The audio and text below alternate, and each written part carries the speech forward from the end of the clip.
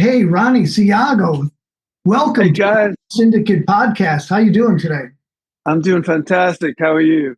We're good. Of course, I'm Bill, and this is Marcos. And Oh, man, looking at your list of people and artists you played with, it's really impressive. Really impressive. Let me go down this list. Bill Ward, Patrick Moraz, Rickie Lee Jones, Brand X, Mick Taylor, Tito Puente, Richie Blackmore's Rainbow, Gino Vanelli, Paul Rodgers, Ray Manzarek, Sly and the Family Stone, 600 CDs. I mean, you've done a lot. Did you get all this through word of mouth, or how are you getting these gigs, man? yeah. Basically, when I came out from Florida, because I met John Pena. John Pena is a known bass player in the business, and we were playing in this funk band, big. I don't know, 14-piece funk band with 7 horns. We were doing that, and then he decided he wanted to come out to LA, and while he came out here, he started doing some really cool stuff. He kept saying, "You got to come out here. It's a lot going on." So I ended up coming out here to a couple of friends of mine, and I stayed with John for a little while until I started finding a place in Glendale, and then I started doing all these sessions and getting calls for all kinds of stuff. And this it really is word of mouth. I've It's been heard like, that name. I mean, that's a well-known bass player. At what point did you hook up with our mutual friend Dave Murdy, the guitar player? Dave Murdy, oh, doing this club scene, and then there was a leader and the wife called Dave, and that's how we met.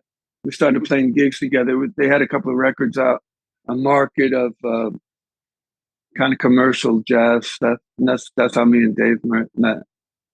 And then we started doing our thing. We had a couple of jazz. Uh, we did a couple of jazz records together and started playing, doing our own stuff. With me, it was me, Dave, and Baba Elefante, the trio. I played with him before. What a monster bass player. First couple times I heard him solo, I was like, there's nothing this guy can't do. Nothing. Yeah. And Yeah, his cousin was John Elefante from Kansas. right. I remember that. Yeah, there's a musical family right there. Yeah, and his brother's also a singer, guitar player. But that band was me, Baba, Ron Kobayashi, and Steve Hamill, along with Dave Murdy. It was a five-piece band. It's a really great band. Yeah, great names. Now, you studied early on at Berklee School of Music in Boston. You Uh, had some fantastic teachers. I mean, Gary Chafee, Narda Michael Walden, Jim Chapin, Kenwood Denard. What are some of the things you learned early on that you've applied to your whole career? well, the thing is, well, my dad was a jazz sax player, and he was also an arranger, and he played around Long Island. He did a lot of stuff. That was his gig. And he was playing with this great drummer in Long Island called, his name was Peter Haywood, and he had a music store called Hayward's Music. And then that's where I started taking lessons, learning, the technique of jazz and all that kind of thing. So he showed me the way, and then I don't want to move forward. I found out that well, there was a big band drummer who was friends with Buddy Rich. His name was Al Miller. Oh, yeah. I started studying with him. I was just a kid, so he had these headphones with all the tracks, all the Buddy Rich arrangements, right? And so he was teaching me how to read these big band charts. So we were swinging all this Buddy Rich stuff. It was great, man. But after that, I found out that Carmine Appice was teaching, and he was a big inspiration for me. When I was growing up, I saw Cactus a few times at this place called the Long Island Arena, which they had a lot of big concerts there. And I go, wow, Cactus, man, this guy Carmine Appice is pretty amazing. And I ended up he had a place in Freeport, Long Island. You still have some of those Al Miller books? Remember they were green and Yeah, yellow or whatever, like thousands of exercise in those books. yeah, Al. I studied with Al.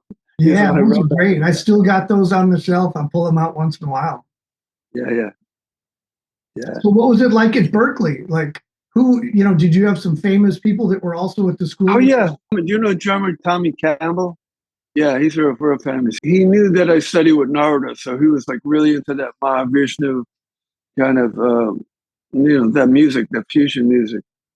And so we used to get in a room and just play all these different time signatures because when I was studying with Narada, he was teaching me how to play in like 11 and 7/9, all those different time signatures. So when we got together, we were studying and playing together. And then he ended up after Berklee, he ended up going with John McLaughlin. He was in his band. They flew him out to Paris. He was doing all these records and touring all over the world with John. Mick Taylor was the guitar player in the Rolling Stones after Brian Jones and before Ronnie Wood. What was your involvement with Mick Taylor? I was with a band from Berklee. There was all Berklee guys, and Paul Ill was the bass player. And Paul worked with Bobby. I don't know if you know who Bobby Oseski is. Yep. So Bobby produced one or two of Mick's records, and then this new record was going to be a live record. And then Bobby and Paul Ill asked me if I wanted to play on it to do the show and to be on the recording. They had a big. It was long ago. It was like was it 96 or something like that? And they had a big bus in the back where all the recording stuff was, and they would put they brought the mics and so on the stage, and it was done like that. It was a club in LA, and we did the record there. And after that, they produced it, and the record came out, and then the company wanted him to do some concerts, so we did a little touring together. It was a lot of fun. So was this doing Rolling Stones music, or was it all his own stuff? There was some of his own, some kind of like blues jams. We did some of the Stones music. Can't You Hear Me Knocking, and a few of those that he played on the that record. We were doing those things, but a lot of them were instrumental. You can imagine that. Can't You Hear Me Knock went on for like at least 10 minutes, maybe longer. But all solos. I even had a drum solo on the record. Yeah, well, the original version is, it's a long jam. It goes on quite a bit. That's right. Yeah. So with your background, with the busy type of swing and jazz stuff that you had learned, was it playing the sort of basic rock and roll? Did that come naturally to you? It kind of all morphed together, even though I was doing the jazz stuff. If you think about like Mitch Mitchell and those guys, they were playing jazz, but it was still it was a rock with the jazz influence, So that's kind of how I play. And a lot of the guys, especially Mick was into that, blues, jazz. Bill Ward liked me because I was a jazz player. And that's kind of where he came from. That's his school. I took the jazz and made it fusioned into rock and metal and all that. That's kind of how I play. That's my style. Now you do a lot of studio work. I mean, 600 CDs. You almost live in the studio. So how much that entails reading? Do you get the charts ahead of time, or are you just thrown, hey, here's our chart right here, let's run it down? Well, it's always different. Sometimes they want me to, learn the basic idea of the song and then go from there. Sometimes I'm playing with the band. Sometimes I'm playing just with a click track and maybe a keyboard part, and then come up with my own version of where I think the song will go, or should go, the dynamics.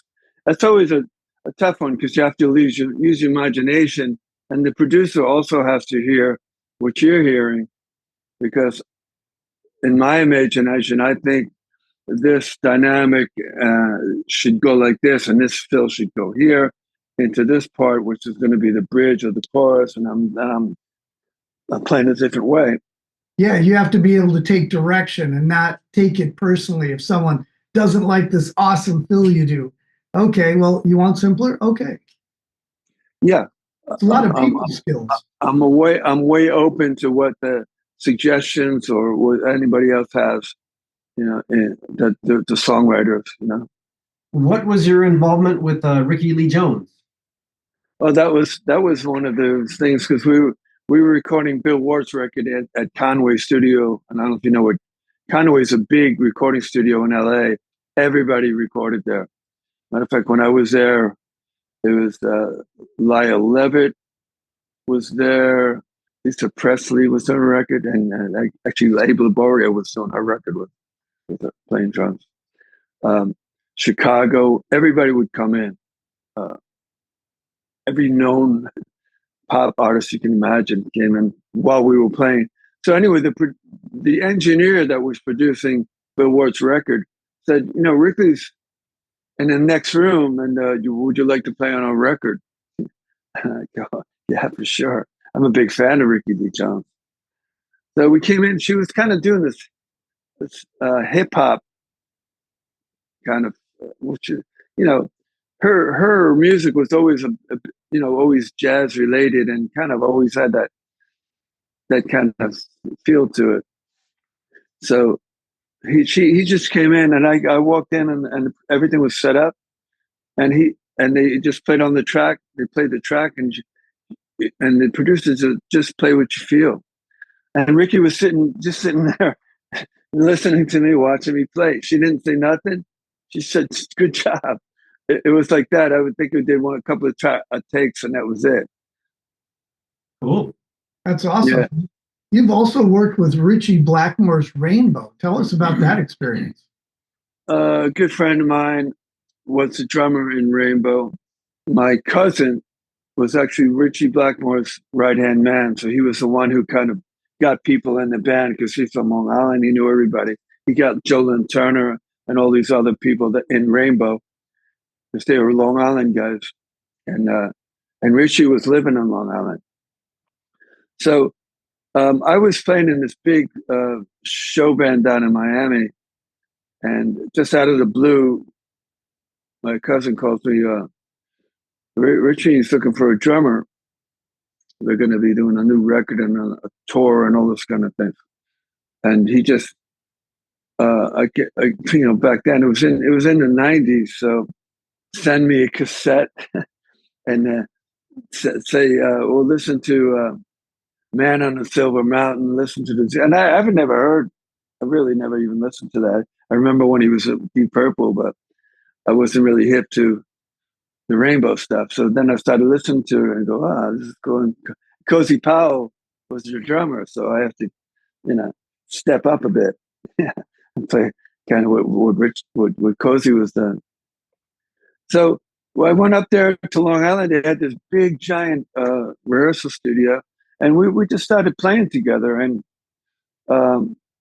it was going good. We were just rehearsing. We didn't go out yet or anything like that.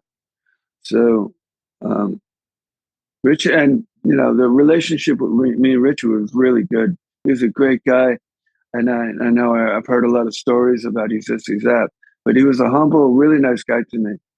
He liked my playing, and but the other drummer actually went back with the band, so I was out.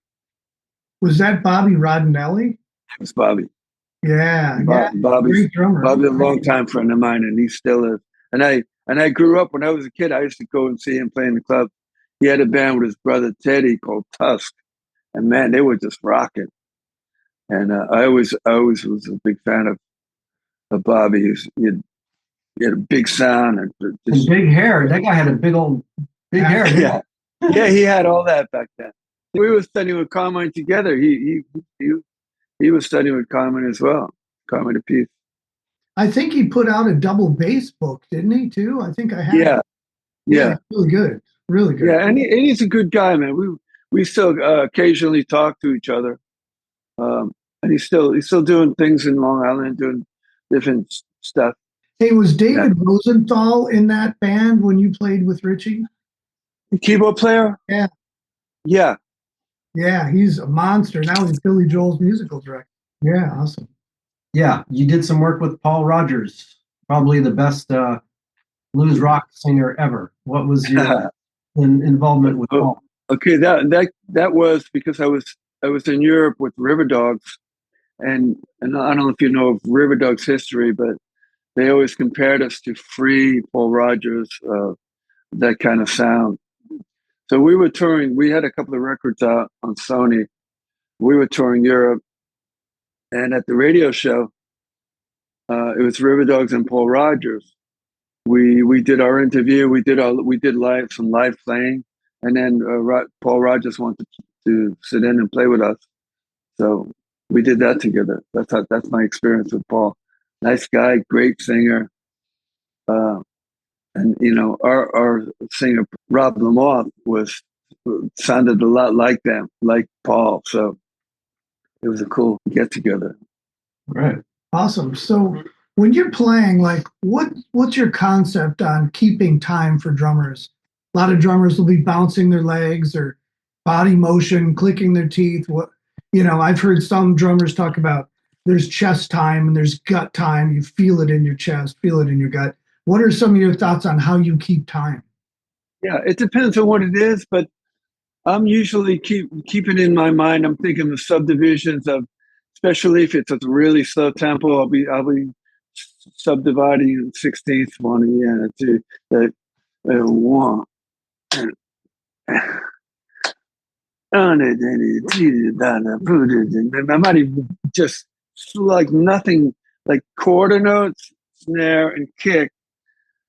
But you don't want to keep moving forward, right? You want to kind of sit back in pocket, play a little bit behind the beat, and that's what I'm thinking of.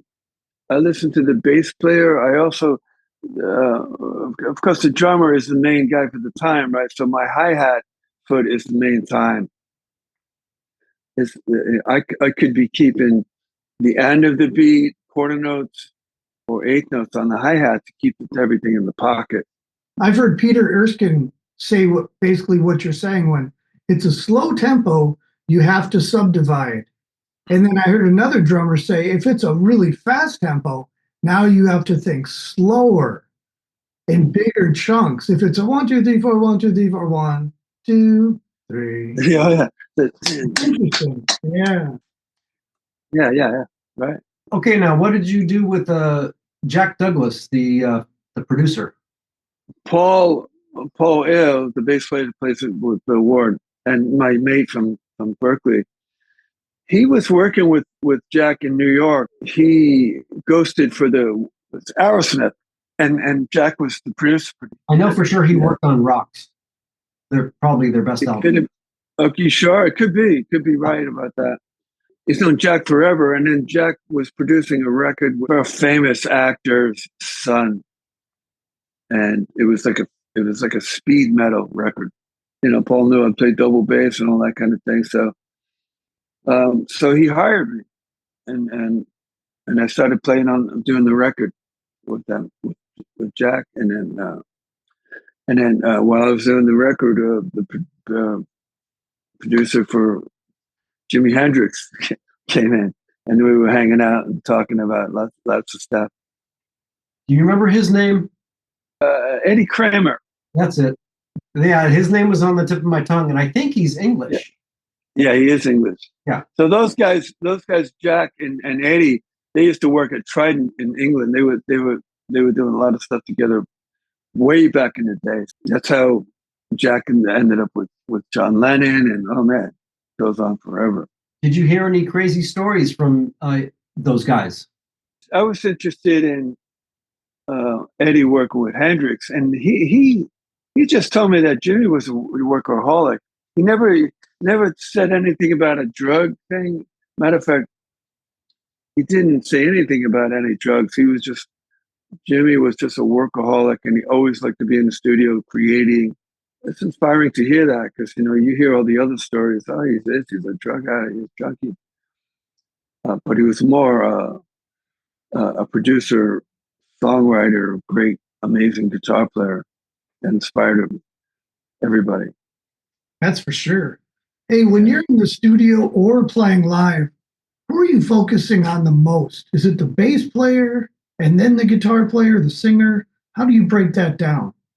Like we discussed before about dynamics, and we know that dynamics is the most important part of drumming, because the drummer is the one that sets the mood, sets the dynamics. Basically, the pocket is the bass and drums, right? So we try to lock in, and when we have that solid foundation, then everything else will work around that. Does it also depend on the band? If you have a band you're playing with the guitar player is the feature of the band, would you be listening to him a little bit more? Oh, of course.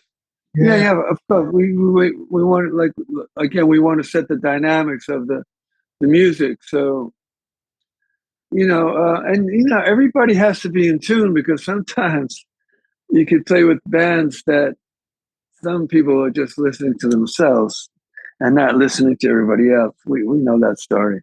You could be setting a groove and a tempo and a feel and a dynamic, and all of a sudden the other guy is just blasting loud. I go, oh man, this let's come together and be as one. Not we're not separated. Just because you're the guitar player, that doesn't mean you're the guitar and the bass and drums are different. We're all the same. We're one. So we want to play together as one. Yeah, there's a story about Jeff Porcaro at a session, and he had all these great players around him, but things were just not coming together on the recording. And so he went around and listened to everybody's headphone mix. And he said, for instance, he listened to the bass player's headphone mix. The bass was cranked up, but pretty much nothing else. And he goes, this is why we're not playing together. You need to hear me, you need to hear the guitar player. And the same thing was going on for the guitarist. They just weren't they weren't listening to the rest of the band. And so Jeff said, man, we got to get these headphone mixes right. And once he did that, they got a good recording. Say if and when you're playing with professionals, they understand that.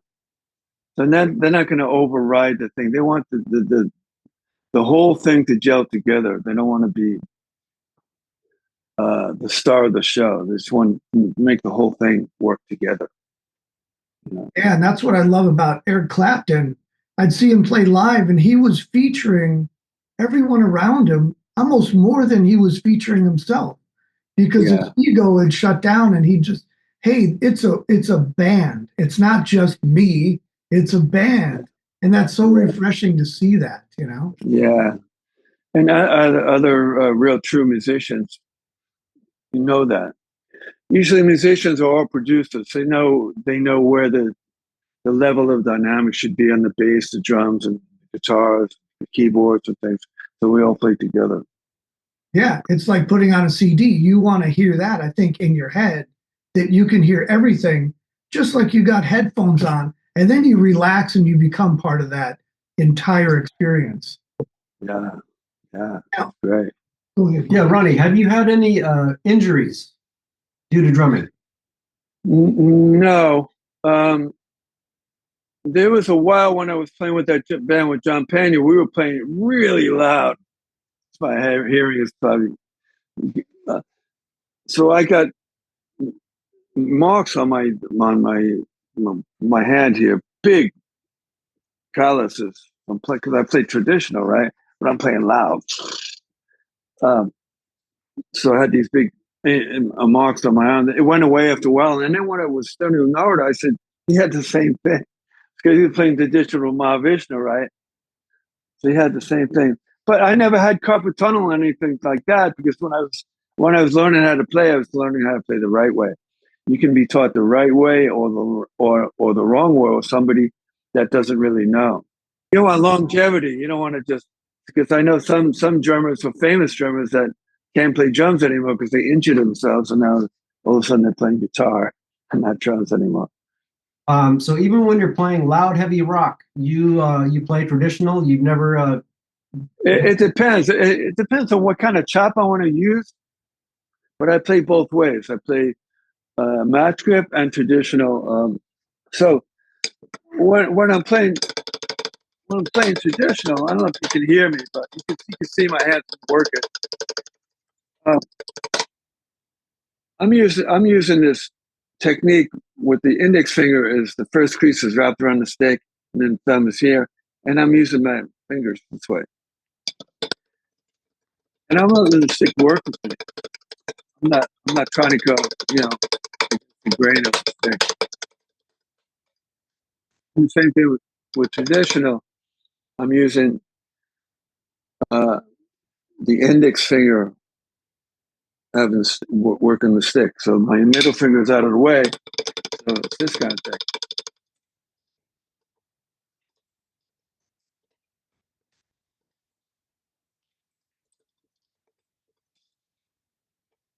And Yeah. do you use what size sticks are those? They look. Oh, these are big. These I don't use these kind of things. Those These are look good like for 2B. practicing. These are like 2S or whatever, 2Bs.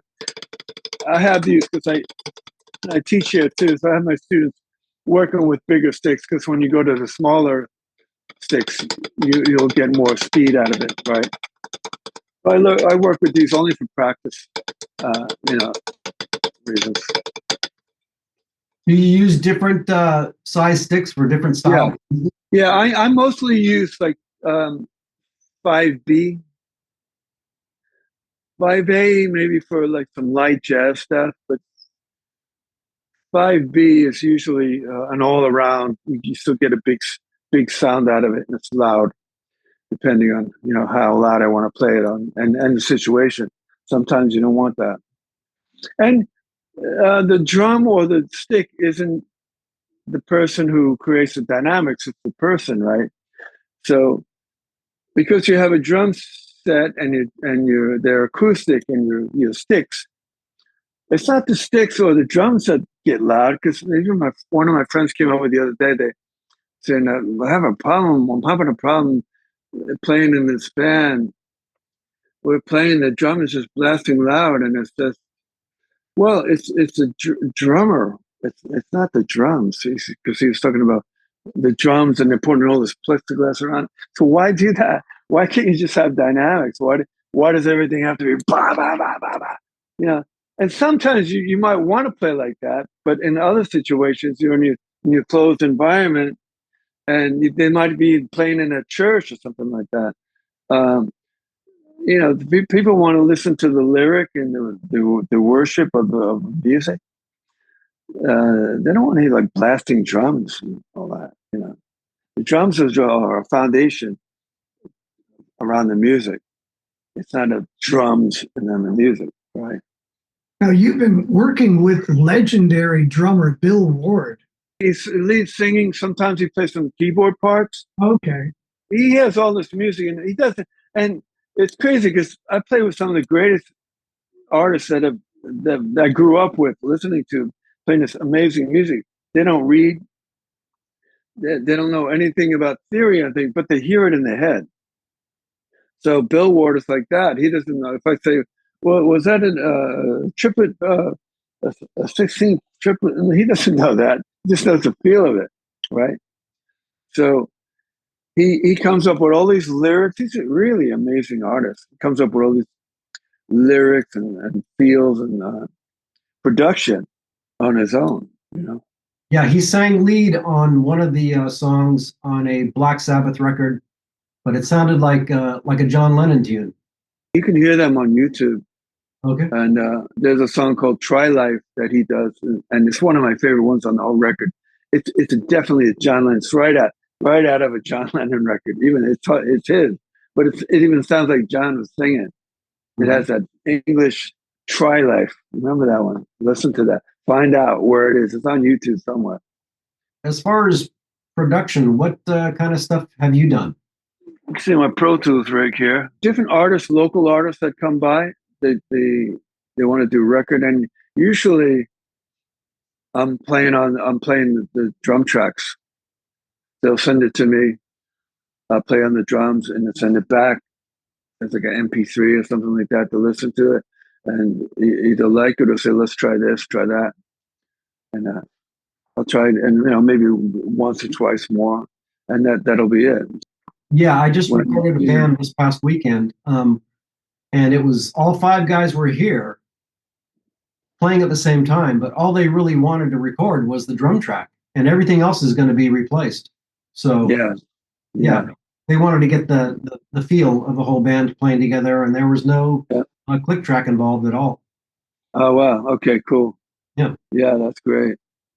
When you do your recordings for those artists, do you usually send them the individual stems of everything, or do you mix all your drum tracks, send them a stereo? Yeah, they usually want that because they want to be the one who mixes.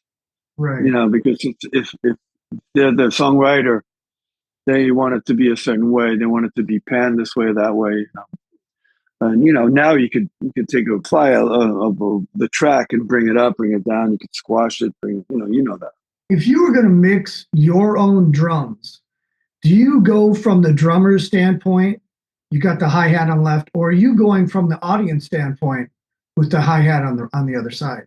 Well, I would like the producer look at it like that way.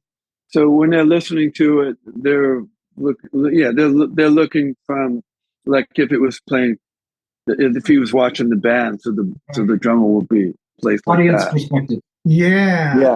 In every recording I ever do, I want to feel like I'm sitting behind the drums when I hear them. I want my toms going left to right. And it's interesting to hear guitar players go, well, no, I want it the other way. Because that's their perspective, you know? I think it's kind of cool to think backwards sometimes. I play on tracks, or even with other artists, they would think of it, the drum part to be different than what I would have thought of. And sometimes I like that. Sometimes it's like, that's not right. But other times it's like, that's interesting. And be open. Go, yeah, I'll try that. Let's try that. And then sometimes it goes, wow, that works out really well. Yeah, as long as they can communicate to you what they want. Can they sing it to you? Can they play it? As long as they can get the idea across to you so you can execute it.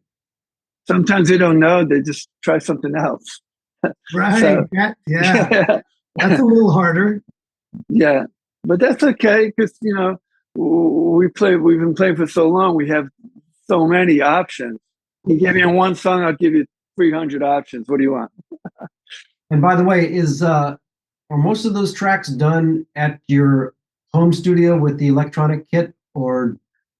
Well, I've only been here for a couple of years. Most of my tracking was done at my own recording studio in my house in Long Beach, and I had everything mic'd up, and it was the real deal.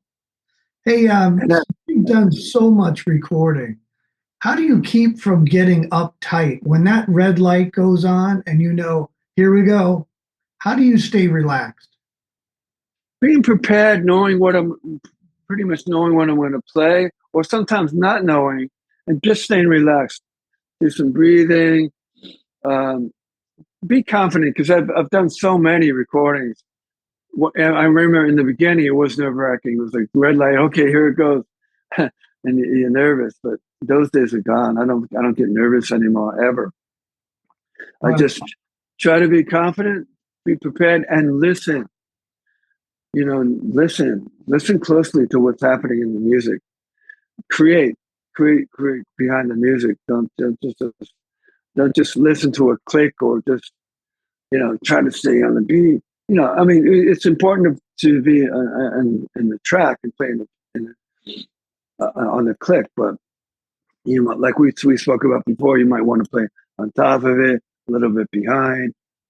Sometimes it's good to just move with the music and not use a click. Just let it create its own beat or dynamics. The chorus might want to lift up a little bit and then come back down at the verse, and then and I've heard that some of my favorite records are like that. If you set it to a click, but it's like it's all over the place. But it's a great record. Even though we talk about like Conky Talk Woman, it started at a certain BPM, and then by the end it sped up like 20 beats. Big hit record. Because it's sped up, that doesn't mean that's no. Conky Talk Woman.